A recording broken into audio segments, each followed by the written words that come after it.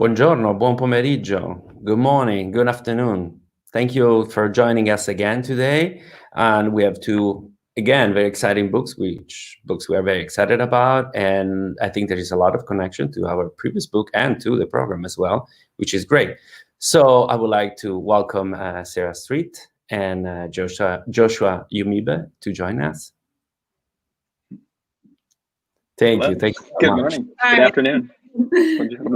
This is not only the first time we do this book presentation like this, but now we are crossing two continents at the same time. We will be doing the other day, but now it's even more. So it's great. And this is the book we will be talking about. I always love to show the actual books. Beautiful piece of art, I would say, to be showing. Yeah. So we're very happy and very excited to have you here, especially because I feel, as usual, these kind of books are very important, and sometimes there are not that many. So make it even more exciting, at least for me, to be presenting and to be talking about. And moreover, because this one is so broad and so interesting. So I will just stop talking and please have you introduce the book. We have a lot of beautiful things that you want to share with us. So I will let you please go ahead. Excellent. Thank you so much, Paolo. And first off, it's such a pleasure for Sarah and me to be here with you and with everyone virtually today. And a huge thanks for organizing the Filmfair book presentations again this year. And also thanks to the Giornate for all the amazing technical magic that you all are pulling off this week. I'm totally amazed by it. And I love being able to, see the films and see the discussions, even though, all of us obviously would love and want to be in Pordenone, but until we can be again, this is really fantastic. So grazie mille.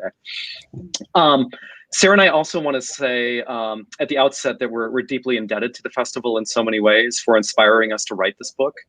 The Giornate shaped our thinking about color and silent cinema in so many ways over so many years. And we're also grateful that the festival allowed us to help co-organize a color program, The Dawn of Technicolor, back in 2014 with James Layton and David Pierce, as well as with Brecht Lemaris and Vicki Jackson. And that collaborative program that we put together for the festival was an important part of the research that went into this book. And some of the stuff that we're going to just kind of briefly talk about in the next few minutes kind of touches upon some of the films that we were able to screen that year. If you can put up the first slide, it's just the cover of the book.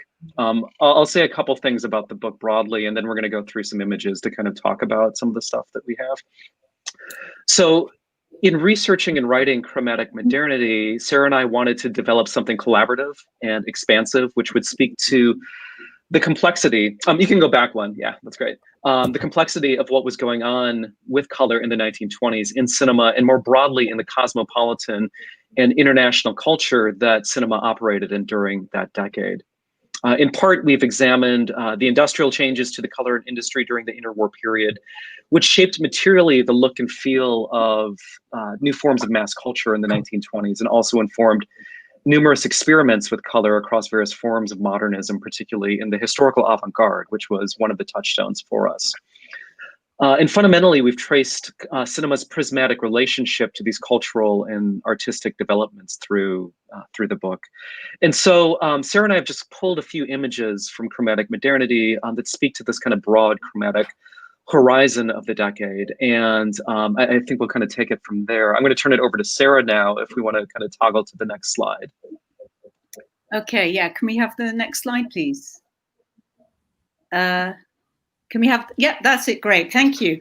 Well, look, there were a lot of images, colors, sensibilities, ideas, a whole melting pot of stuff that really inspired us and caught our attention when we started to begin really thinking through what we came to call the chromatic modernity of the 1920s. And one of these images is the space of the Cine Dance Hall of the Café Aubette in Strasbourg. We kind of think that this space, because our book is as much about spaces within films, but spaces for cinema and spaces and ideas around cinema. So I think, it's a nice kind of image that we wanted in the book and we wanted to talk about, because it really does, as I said, encapsulate a lot of what we wanted to really get across. And this space was redecorated in 1928 by the Dutch artist Theo van Drusberg. with the assistance of German-French poet and abstract artist Hans Arp and Swiss painter and sculptor Sophie Taber-Arp. And in keeping, this space and in its kind of inspiration is in keeping with the influential Der Stil's movements, geometric primary colors, as you see here, they're on the walls, they're on the floor. You know, it's very, the whole space is very emboldened and accented through its geometric colors. And so this was the cine dance hall of the space.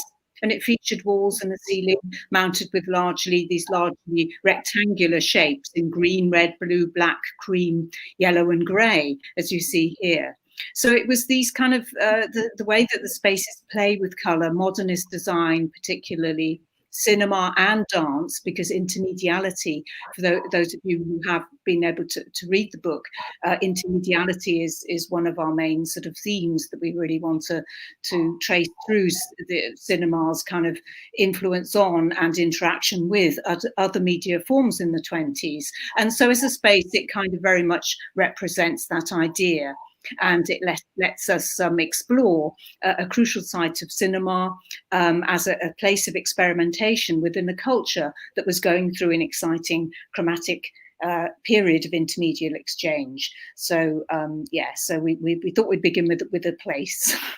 So now I think Josh is going to talk a bit about ballet mécanique. And so could we have the next slide, please? Thank you. And yeah, ballet mécanique, so much can be and has been said about this film for so many good reasons. It's one of the hallmarks of the avant-garde of the 1920s, and it brings together all kinds of threads of Art Deco, of Dada, cinema pure, and absolute film aesthetics. It's also a film that in its later circulation was experienced primarily in black and white. I mean, that's how I knew the film for a long period when I first started studying film. As these kind of vibrant hand-tinted sequences that you see in this frame enlargement here, they were primarily duplicated over time in black and white. But fortunately, the Eye Film Museum has preserved a pristine nitrate version of ballet mécanique with its color sequences still in place. And these revelatory hues of this particular print are another early case in our research that jolted our thinking about color during the period. I remember really distinctly being at the Film Museum's nitrate vaults about 14 years ago, and having this print brought up and being able to look at it on a rewind table. It completely blew my mind about the kind of labor that went into coloring the film and the way it was done, and it completely transformed the way in which I thought about this print and the kind of, both the work that went into it and the kind of modernist play that factored into the way in which they colored this film. So we're going to transition back to Sarah now, I think, and talk about our next slide. Yeah, this slide is, you'll recognize it as what we chose for the cover of the book. And again, this is kind of to show how our interest in cinema isn't only limited to modernist spaces like the Café Aubette or avant-garde works like Ballet Mécanique, but also encompasses the kind of vital exchange that went across various modes of cultural production in the 20s, from the high to the low and back again. And we became really fascinated by what seemed to be going on with a sort of symbiotic relations visible in the color design in a film such as the 1929 Pathé Cinema film, Le Homme Moderne, which is what this still is taken from. And it's a short non-fiction film from the Pathé Review Cine Magazine series. And it's coloured using the Pathé Chrome stencil system, and in Art Deco style, advertises the use of Leroy paints and wallpapers in domestic interiors to illustrate, according to an intertitle from the film, a perfect harmony of style and colour between furniture and wallpaper. And it's really interesting because there's a kind of nice correspondence, because the actual wallpapers used a stencil system for Choix, which inspired fashion designer Paul Poiret and the film set designer and architect Robert Mallet Stevens. So again, we're talking about very much a kind of intermediate territory here. And this short advertising film brings together these close sort of chromatic currents, while also drawing attention to the way in which new forms of consumption were reshaping not just the modern home, but the modern woman. And, you know, this figure as the modern mobile woman of the 20s really does kind of capture some of the aspects of the gender relations that we chart in the book as well. And, you know, doubly exciting was that this was one of the films that we were able to screen at Pordenone in the 2014 colour programme that Josh mentioned at the beginning. So yeah, and a lot of these little films about interior decors are really fascinating for showing how colour was really entering into people's lives in the period, not just in film, but in fashion and in synthetic dyes and fabrics and, you know, costumes and all of that. So you know, the world was really becoming a very chromatically distinctive place in that period. So sticking with the theme of dress and attire, if we could have the next slide, please, changing hues. Yeah, this film was also shown at the Pordenone Festival in 2014, and it's a really lovely little film, and it really underscores how fashion and dress were key themes for our book. Particularly discourses around how colour-conscious awareness had an impact on people's moods and behaviour from high fashion to everyday wear. Now, this particular film was a short film produced by the London Press Exchange, and it was sponsored by the Lever Brothers to advertise their own product, which was called Twink Dyes. And the film uses stencil, hand-painted and tinting effects to tell the story of a woman whose life is transformed by dyeing her clothes at home after a visit to a store selling the vivid Twink dyes. So it is an advertising promotional film, but it speaks to the ways in which the inexpensive synthetic dyes were around at the time. And they were really promoted as being capable of changing your own look relatively easily. So in this case, the woman transforms existing garments with vibrant dyes with the message that as a result, her psychological mood and her whole sort of familial relationships with her father and her siblings improves. So there's a kind of heavy psychological kind of message there about colour bringing transformation and happiness. The hybridized colour forms are applied strategically in the film, which also makes it so interesting, featuring the visually arresting chromatic aberration, if you like, as you see on the slide on the left, almost like an abstract painting, as well as the stenciled pink dress that we see early on in the film as a figment of the woman's imagination when she's imagining how her life could be transformed with dye. She sees herself in a vision in this pink dress. And then later we see her being able to realize that vision and actually change the dress and dye the clothes herself. So this kind of astute progression in this advertising film adds to its kind of prowess, making the point that colour of the imagination can indeed be realised through the wonder of synthetic dyes. And then towards the end of the film, which is the image on the right, we see a switch from the hand-coloured bit at the top, which is a song, a popular song of the time. And then we switch to the final sort of emblematic shot, if you like, of the whole ensemble together, the woman and her brother and sister, as she's dyed their clothes and they are transformed. So that kind of costume aspect was very key to our book. Now I'm going to pass over to Josh, who's going to tell us a bit about Toll of the Sea. And can we have the next slide, please?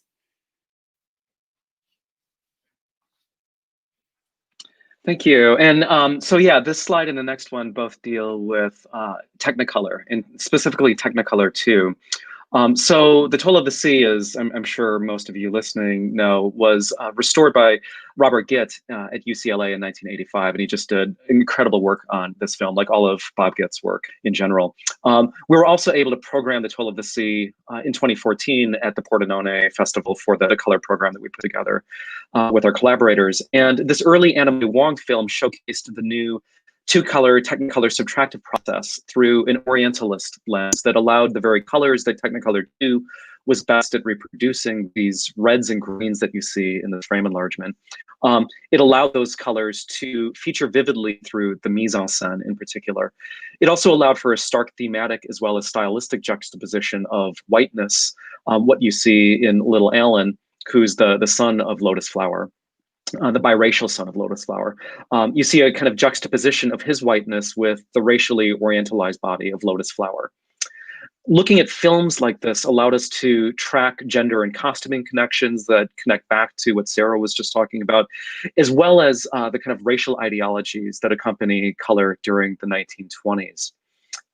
We can move on to the next slide now, which I'm going to touch upon the use of Technicolor in The Phantom of the Opera from 1925. So films of the decade often displayed remarkable hybridity of coloring techniques within them. Again, this is something that Sarah was talking about in the Twink advertising film. The Phantom of the Opera, for instance, combined various color styles and techniques, including tinting throughout most of the film, toning, handschigel, and Technicolor's subtractive two-color process, which was used for the Bal Masque dell'Opera sequence, from which this frame comes. Beyond technical hybridity, the film also calls attention to the ways in which cinema's influences across other forms of fields of cultural production. In that it was the focus of a tie-up marketing campaign beginning in 1925 that coined a new hue after the film, and specifically after this red of the Phantom, a hue called Phantom Red, which was used to promote a range of consumer products ranging from lipstick and clothes and hats to even milkshakes and ice cream. So, this is something that was really kind of great interest to us, the way in which these kinds of new forms of tie-up advertising campaigns began to, draw on the hues of cinema and use it to market all kinds of products, creating, a kind of, network of ways of thinking about color in film and across various forms of media and cultural production at the time. I'm going to transition now to our last slide. And I'll say a couple of things about that, and Sarah will also chime in on this one. But we end the book in part by thinking about what happens to color with the coming of sound at the end of the 1920s. And with a nod to David Pierce and James Layton's fantastic book on the King of Jazz, we examine how photographic color and sound came together through the spectacle of the musical in the late 1920s. And we trace the kinds of international ruptures and competition that ensued in Europe in the face of the growing, though shaky, dominance of Technicolor. As this now, I'm missing, unfortunately, a frame slug on the right from Dracula, which was one of the kind of discoveries that we found through this project. But we were able to get a frame slug of a print of Dracula, of course, the Todd Browning film from 1931, that indicates that this green from Sonochrome was actually used in the film. This has been talked about in a few places before, but we've struggled to kind of find evidence of this. But we were able to find through a frame slug that indeed the Sonochrome green was actually used in Dracula. And so we were also kind of attentive to the ways in which applied coloring techniques survived the coming of sound for several decades after the coming of sound, into the 30s, into the 1940s. And we have extended discussions of the uses of Technicolor in films like Dracula, as well as the use of toning and hand coloring and pathé stenciling into the 1930s and beyond. And so I'm going to turn it back to Sarah now for our last kind of formal kind of conversations here. Yeah, just to kind of wrap up. I mean, obviously many of the films and their colors produced in the era no longer survive. But we think that from the record that we have been able to access, something of the vitality within the history of film can't be overstated. Restoration and preservation projects, of course, by major archives are fundamental. Can't overstate how important they are, particularly the ones that we're able to see at Pordenone for many years, which does a wonderful job in making sure that record survives. And they attest to our, in a way, continued fascination with recovering how these works I think, pushed at the boundaries of color expression in ways that remain both aesthetically alluring and culturally charged.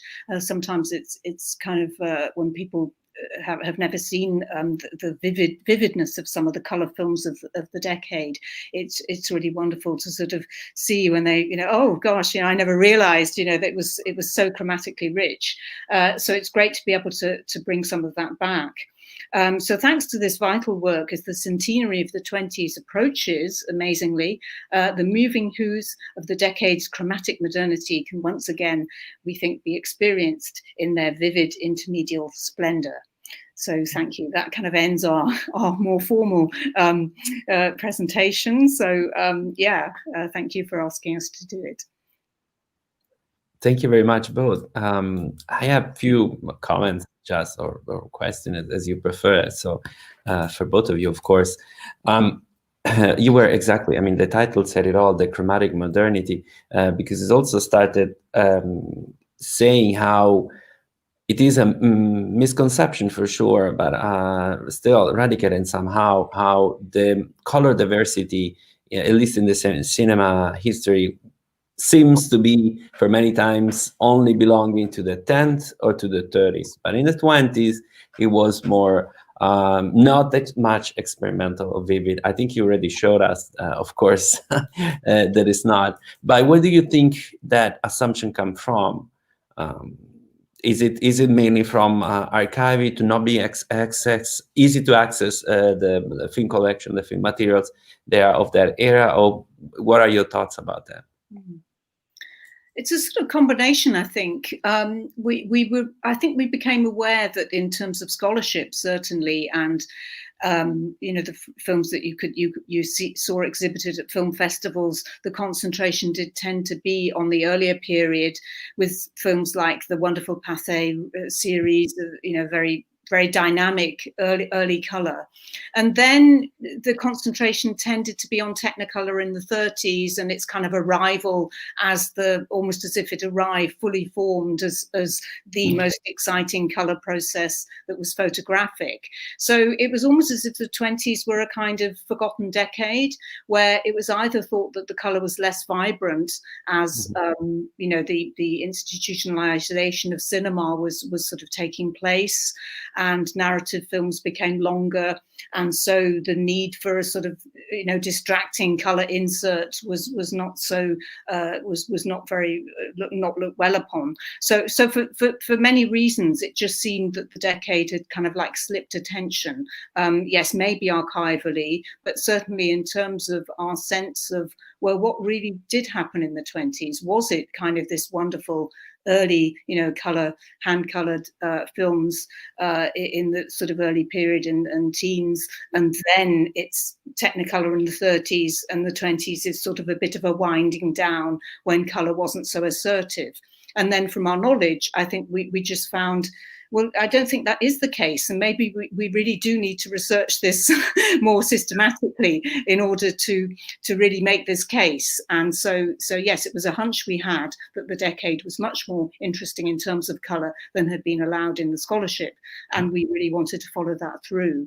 Let me add that hunch led to a book that is very consistent in explaining why your hunch was right, which I love, because it goes, as you were saying at the beginning, and showed us as well how broad it went and how many different parts of society of the 20s you've been scanning to looking what was, as we were saying with other books this week, what was the cultural situation, but not only the society situation, and in that sense how they were reading color. So you were also talking about the industrial field, you were talking about things, fashion particularly, as Josh also was mentioning, both of you actually was mentioning, and of course you show us that even the cover of the book just basically is explaining that. So my question would be exactly how broad you feel you've done your research, or you feel there could be even more in that sense? Sure, I'll take that one. In that, one of the kind of like wonders and pleasures of working on this book with Sarah and with the other people that we worked with, Vicky Jackson and Breck Lamaris, is that we were able to bring in a lot of expertise like beyond ourselves and collaborate and kind of push each other to think expansively and internationally about what color cinema was during this decade. And it was a kind of project that we could only do collaboratively in the sense that, we're limited. Each of us is limited in our own ways with our expertise, with our national expertise, with our linguistic expertise. But, the collaboration opened up other areas that we could pursue, throughout Europe, throughout North America. And that was something that we felt, strongly about from the beginning, to kind of go as wide as we could reasonably, and to do as broad of a kind of archival search as we could. But, there are also limits to what we were able to do. And we acknowledge this to an extent in the introduction, in that, we're primarily focused on Europe and the United States. And so we leave out a, large swath of global cinemas. Because of this, there's interesting things going on around the world with color during this decade, in Japan and elsewhere, some of the stuff that we've been able to see at the Giornate. And so, there's definitely more room to, go with color during the silent period in ways that, we haven't been able to cover in this book. And we would love to, but it would also require a different kind of, archival and linguistic expertise to get beyond Europe and North America, which, we would love to do, but we would also, need people with, further expertise than we have to kind of really tackle some of these issues that we broach. But yeah, so yeah, there's absolutely more to be done. And I'm excited to see what else comes out for color and silent cinema and color in the 1920s. So you were both mentioning in the book, you're still, though, in the book mentioning other experience outside, though, the US and the English world, which again, it's very appreciated in that sense. It could lead to something else. Before we pass, we have a question, but I want to show one of the many things that you find in the book, which I found really fascinating, was this one. If you can, both of you, one of you, whoever would prefer to address it a little bit and explain what we are seeing. Sure. So this was an advertisement or an article in one of the trade press from the 1920s, late 1920s, possibly going into the early 1930s now. I'd have to look at the exact date.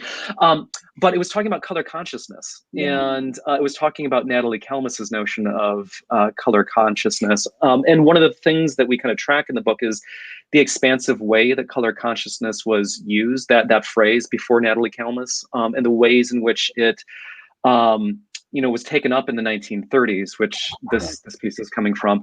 And, it's used here to talk about the kind of personal color fashions of various stars, mostly female, although there is one male that's not in that picture that was cut off from a second page of it. But they talked about the kind of personal coloring choices that these stars used, and that they were thinking color consciously about their own costuming. And so that was a way in which we, were thinking about, how Natalie Kelmus and others within the film industry use that term to think about color design and color style. But also it was a broader concept in which they were pushing it as a kind of, kind of cultural knowledge about your own kind of fashion sense, and using kind of star culture as a kind of way of thinking about the way in which, this shift in color knowledge, color consciousness has expanded from the screen into people's own kind of fashion choices. Yeah, that exactly what struck me is that it's clear there the connection that they want to have directly to the public and color, and using the cinema as a media for that. I thought it was really remarkable. But we have a question. Have there been any studies of color memory, meaning how we forgot the chromatic range of decades we've lived through? For example, most current films set in the 1970s use brown to a ridiculous degree, but the decade was, of course, not monochromatic. This is valid for all decades. So can this loss of color memory be addressed? That's a fascinating question. I think I would tend to think about why we do tend to have that idea of a particular decade as having a particular color cast. the 60s as vibrant, sort of lurid, you know, greens and reds and browns and oranges for the 70s and things like that. And to some extent, some of the issues that we talk about in the book, which is about colour forecasting and the role of merchandising and the sort of, in a way, industrial sort of control of colour that sort of did try to promote certain seasons as being about a certain colour sort of look, which then would feed into fashion, design, wallpapering, that kind of thing. So, you know, I think there is something in it that in particular sort of years, and it could accumulate to decades, that you do get a certain preference for tastes in colour. And I think the films that we talked about in the 20s did that. And also, I think if you look in later decades, like the 70s, I think that question is absolutely right. How do we get a certain image of a decade as being typified by a certain chromatic cast? And as I said, I think in large part, you have to sort of look at the wider industrial culture of why we get the colours that we get, why it's fashionable in one season to wear one colour, but it's not in the next. And it has to do with economics. It's sort of complicated, but certainly the Textile Colour Card Association that we write about in our chapter on fashion was very much about this notion, going back to what Josh was just saying about colour consciousness. On the one hand, people, consumers and audiences were being empowered to have knowledge about colour so that they could possess this knowledge that could give them the taste cultures that people desired. But on the other hand, this was to some extent being moulded, and they were being influenced by these commercial organisations that obviously had a vested interest in promoting products that had a certain colour. So it's not exactly, I don't know of a particular study about psychology and colour memory. I don't know whether Josh might know that, but I think I would approach that question at looking, well, yes, I agree with you. In the economy and broader in the sociology of it, which also, yes, absolutely, is definitely a part that should be usually is taken in consideration when you do a film restoration, specifically for the color, for sure. I think too. It's but then again, it's a broader answer. I don't know if Josh, you want to add something. I would say that, you know, it also kind of shows the way in which like media shapes our memories of periods in such formative ways. Like if you think about the kind of, you know, changes in film style that were going on in the 1970s as a kind of, you know, move towards like in the US, the kind of new American cinema, the kind of auteur cinemas that were emerging there. We're going for a certain kind of naturalism that was enabled by the types of film stocks that were available at that time. You know, kind of after the introduction of Eastman color and the kind of boom in the 1960s with the kind of vivid colors, there was a certain move towards subduing color in the 1970s that, you know, a lot of those kinds of browns that the person is asking about, like, really come to the fore in really expressive ways.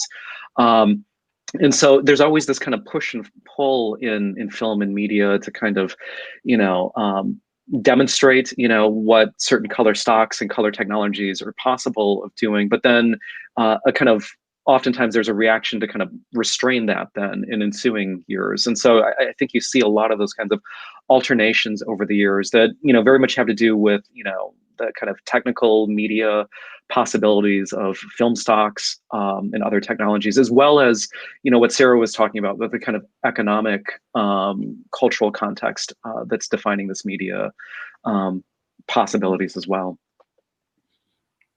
Yeah, I think maybe we didn't answer the question, but as in many cases, we give even more question the answer, which is, I think what also you were looking for when you were making the book, having not necessarily the answer, but having many answers to what we are looking for. It's usually what knowledge and research should go for. Let me thank both of you, and our time is up, but thank you so much for being part of this book presentation. Let me show the book again, as always. Fantastic. There we go. Thank you, Paolo. Thank you. Thank you, and hope to see you in Portland next year, as with everybody. Absolutely. I hope to as well. Thank you so much. Bye. Ciao, ciao, ciao. I would like now to call and to ask Richard Abel to please join us. We have one of his new book. Hello, good morning, Richard. How are you doing? Good morning. Good a little morning. bit late. Oh, it's fine. And in a different space. First of all, we would like to show the cover of your book. Marco, please, if you can show us briefly. Oh, not that briefly. Motor City Movie Culture. I can too. And we are very happy to have this book because, first of all, as always, we love to hear what you have to say, which is a great thing. But moreover, as much as was reading the book and so on, I was trying on why to decided this kind of book, which there is a lot of things that I found very fascinating and interesting. And I would love to hear what was your pattern, what was your idea. But moreover, I found a little note that said, what was your connection to Detroit? What was your personal connection to Detroit for making this book, which I found very fascinating because it was none, if I'm wrong. Yes, there was none. First of all, I want to thank you very much for inviting me to this presentation. It's an honor, even if it comes a little bit late. I do wish I could be in Pordenone, particularly for not only the films and talking with people, but also for the Ages Grappa, particularly with John Libby. Actually, I had no idea that I would write this book. There was no plan at all. But I think there are three things that led me to it. First of all, in 2012, my late wife, Barbara Hodgson, fell ill, and I became a caregiver for about 6 years, something like that. She couldn't keep doing research on Shakespeare and performance in England, which she'd been doing for decades. But she continued to write one more book and several essays during that time. But that resulted, I couldn't do much on-site research because I was taking care of her much of the time. And I also had to reduce the time that I was going to conferences and, of course, the film festivals like the Giornate. Mm-hmm. And despite this, Barbara encouraged me to think about another project. And at some point, I realized that very little had been written about Detroit during the silent cinema period. There's a lot on New York, some on Chicago, etc., but almost nothing on Detroit. And by 1920, it was the fourth largest metropolis in the United States. It had an unusually large immigrant population, especially Polish. Detroit was the largest Polish, had the largest Polish community outside of Warsaw, for instance. The Black migration had started in the teens, but it was strongest in the 20s.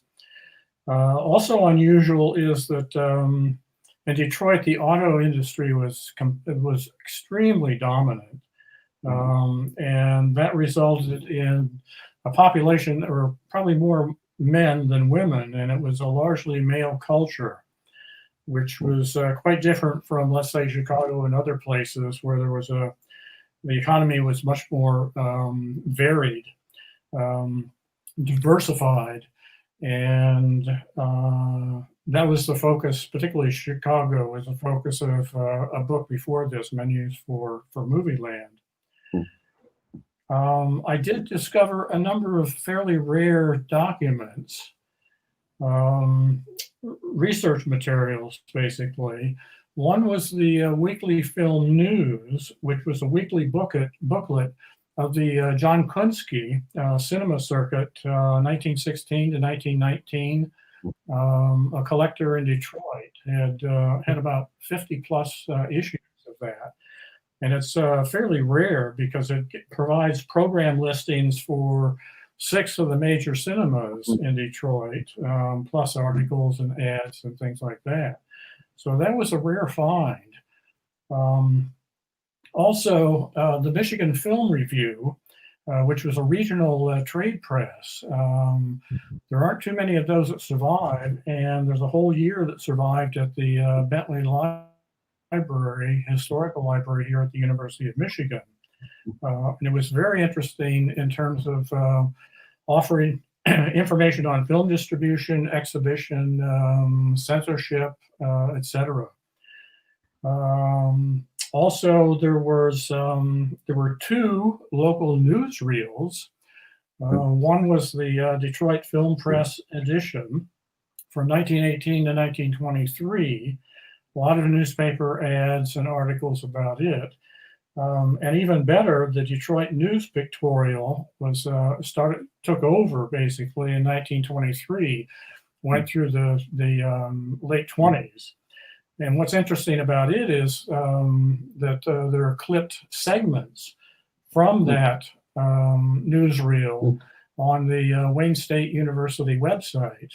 They're discrete, they've been clipped, and they're not cataloged or organized very well. But those are fairly rare as well. And finally, there was both local newspapers that were digitized or on microfilm, and some doctoral students, former doctoral students, helped me scan the material on microfilm. The one that was the most interesting of those newspapers was the Hamtramck News. This was the Polish community, and from 1922 to about 25, it was really interesting for what it did with advertisements for movies and even some articles. Unfortunately, there's a lack of surviving black press in Detroit.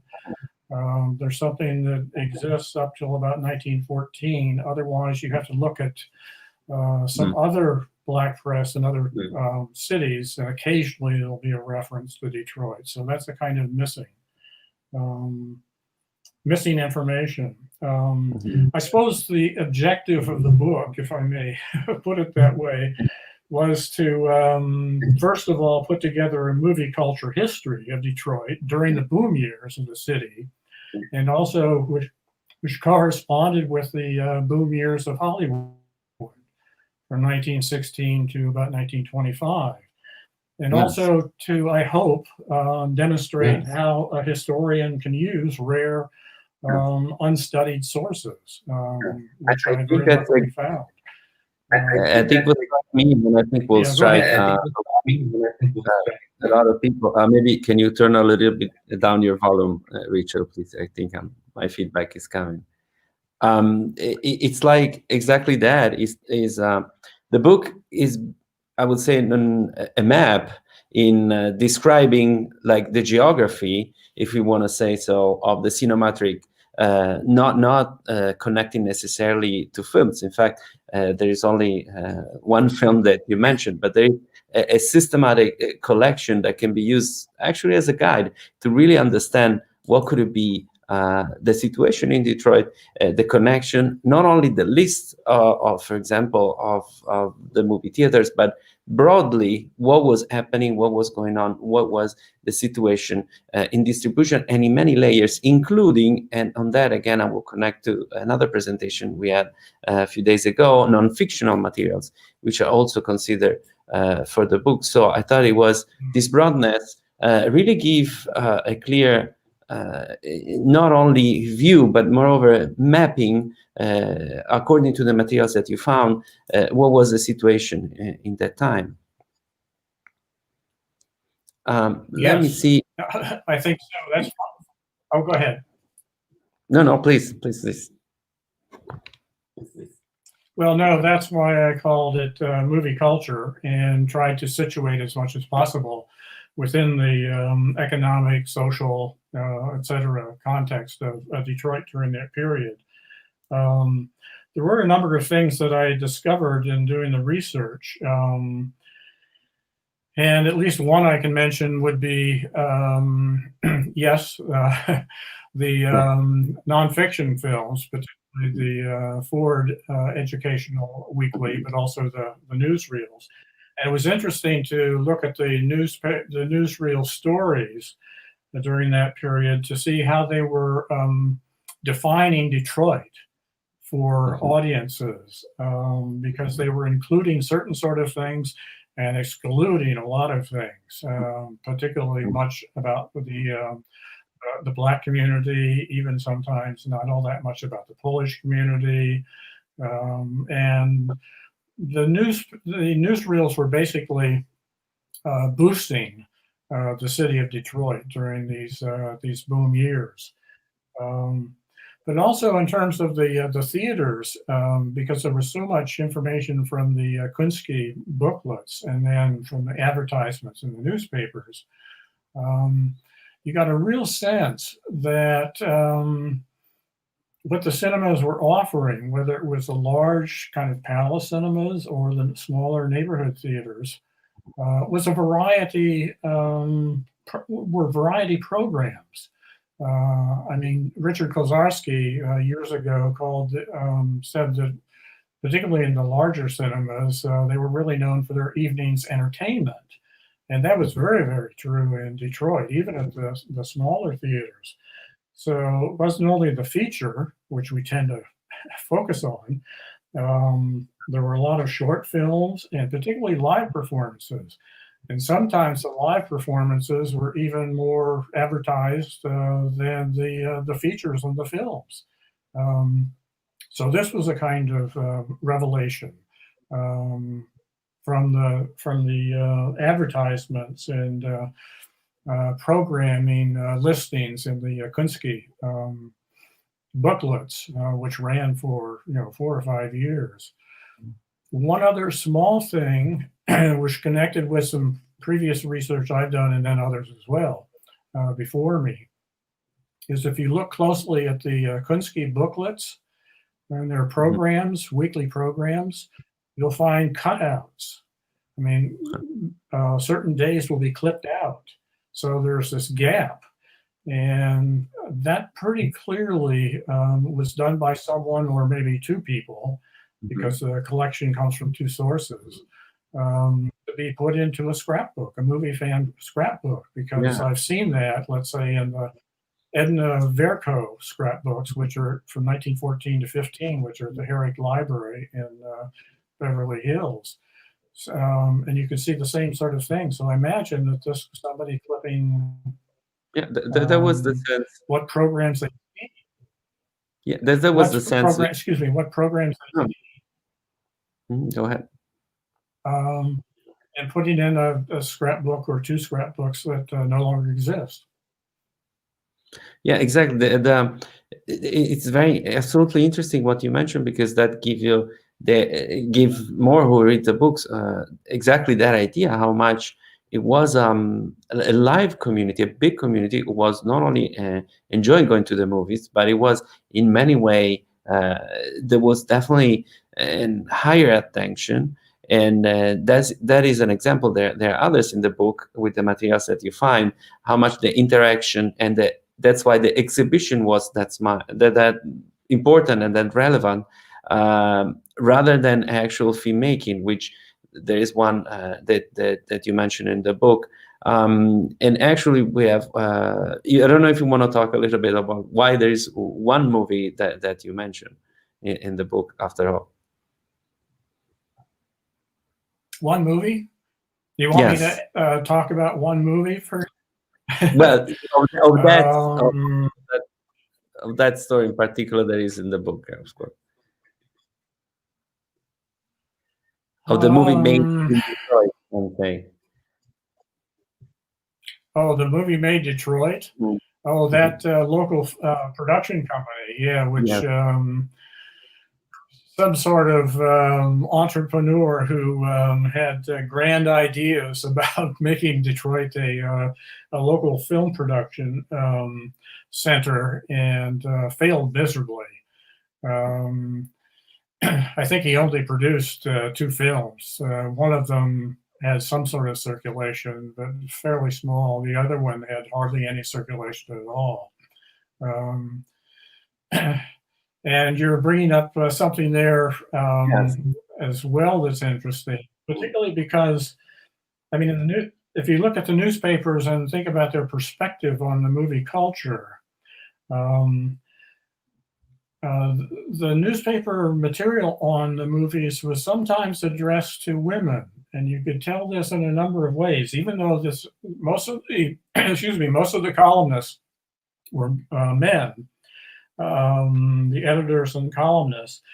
But if you look at the neighborhood theater listings, which were fairly extensive in two of the newspapers, they were always on the society or women's page daily. And also, if you looked at the movie contest, the puzzle contest that a couple of the newspapers mounted, the winners were often women, and particularly one in 1923 or 24, the Detroit Times, which is a Hearst paper. Almost all of the winners were women. I mean, they showed photographs of them. So this was another sign that despite the kind of male dominant culture in the city, that's it. Women were really fairly prominent in going to the cinema. Yeah. So what do you think it was then, as of what you just show us as well, what you think was the connection with the SAR system, in the sense the movies that were screened, they're merely related. We talk about the nonfiction, but let's say about the fiction, there were merely movies connected with stars and big stars, or there was a much larger variety in the programming? Yeah, there's a lot of variety in the programming.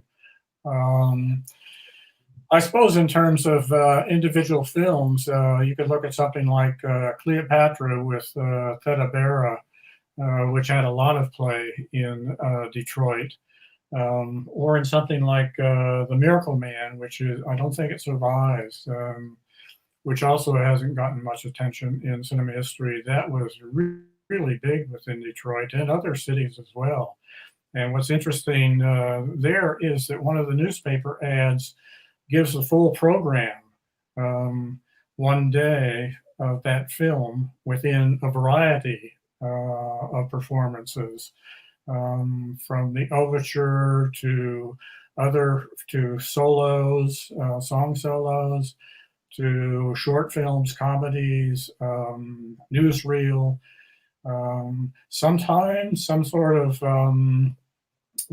performance geared to the feature and leading into the feature, which often was some sort of spectacular thing, very much like Roxy Rockefeller, developed in New York City first, and was picked up by others very soon, particularly in Detroit.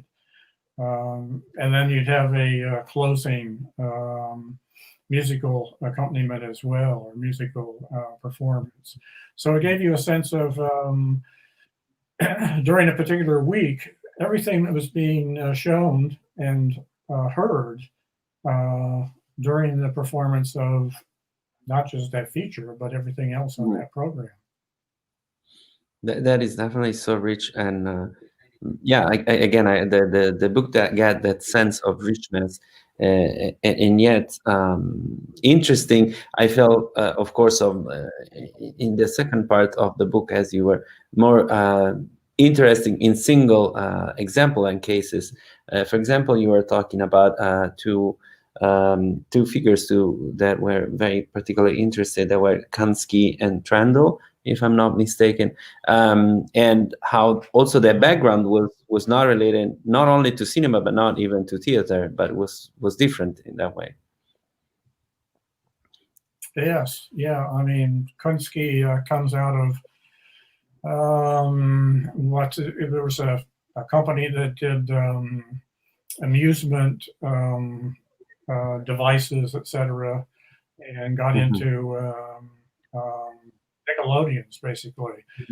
But by the end of the 20s, he was really interested in radio, and he and Trendle both. were developing connections with radio. They were both very important in terms of radio, particularly Trendle then, because he was a producer, of the Lone Ranger series, and at least one other, maybe the Green Hornet, something like that. Mm-hmm. So there were Kunski. Oh, Kunski probably was Polish American.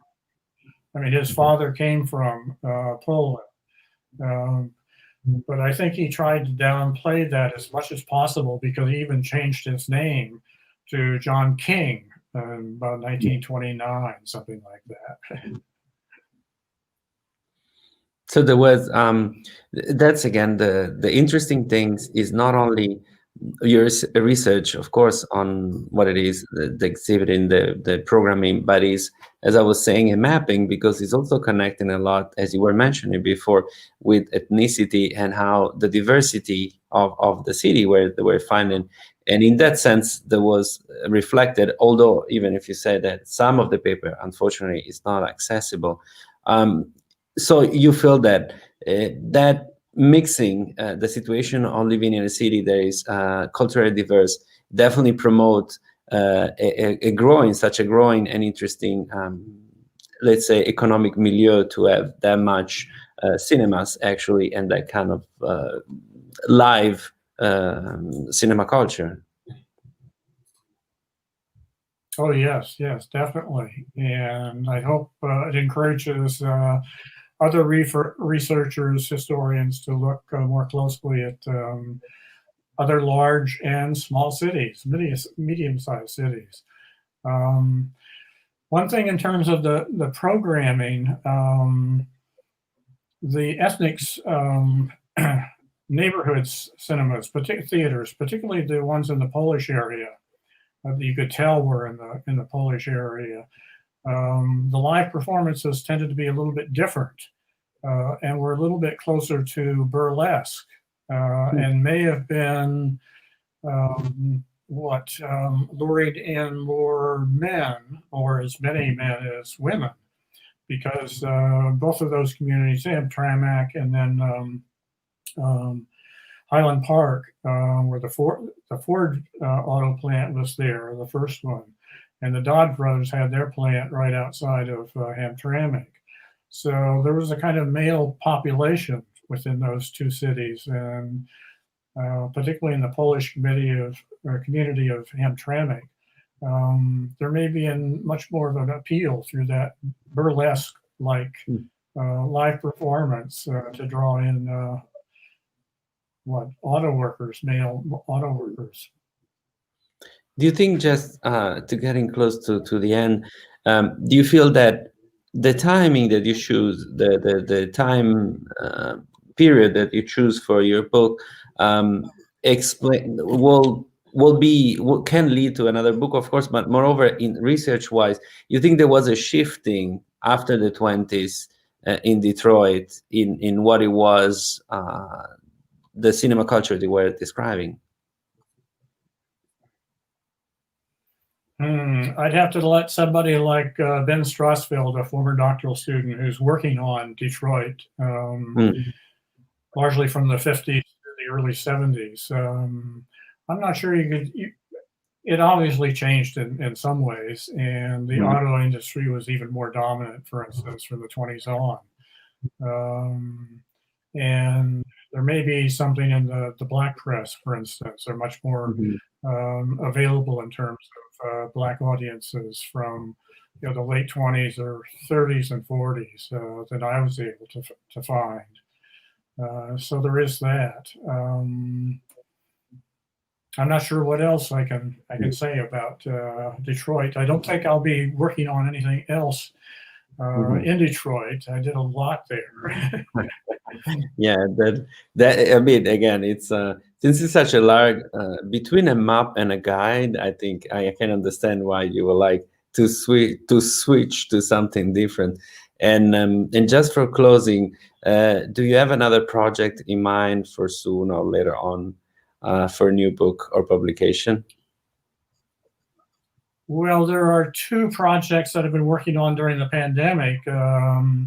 One is a collection of Barbara Hodgkin's writings, 4 of them, 4 unpublished pieces, and some that are difficult to find. I'm editing that with Peter Holland, who's at Notre Dame University. That's going to appear, be published by University of Michigan Press in their theater and performance series, which is kind of internationally known. That should come out sometime early next year. And then I've submitted a manuscript to University of Illinois Press for their women and it's the women in film history international series that's edited by Christine Gledhill and a few others. What I tried to do is my own collection of writings by U.S. newspaper women from 1914 to 23. So it extends what I was doing in Menu for Movieland.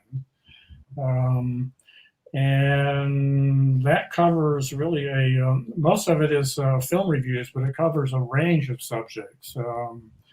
Like a tour of the famous Players Lasky rental exchange in Chicago, for instance, in 1918, I think it was. And there's some really real discoveries of women newspaper writers who are really important, particularly those in Chicago. That was really a center for women writing about the movies during that period. So there are 2 things. There are 2. I'm not sure after that. Yeah, well, yeah. So when the second project of books, do you have a sense where it might come out? Well, I should have the copy edited text within the next month or so. So it'll probably be mid or late next year, something like that. Yeah. That's excellent. I want to thank Richard Abel so much to being with us, and I hope one of the 2 or both the books we can present in next year. And thank you so much, and I hope, as always, to see you next year in Pordenone. Oh, definitely. Yes, I look forward to that. So thank you again, and la bonne chance for the rest of the festival in Pordenone. Thank you very much. Thank you so much. Okay. For that, and I'm glad we finally connected.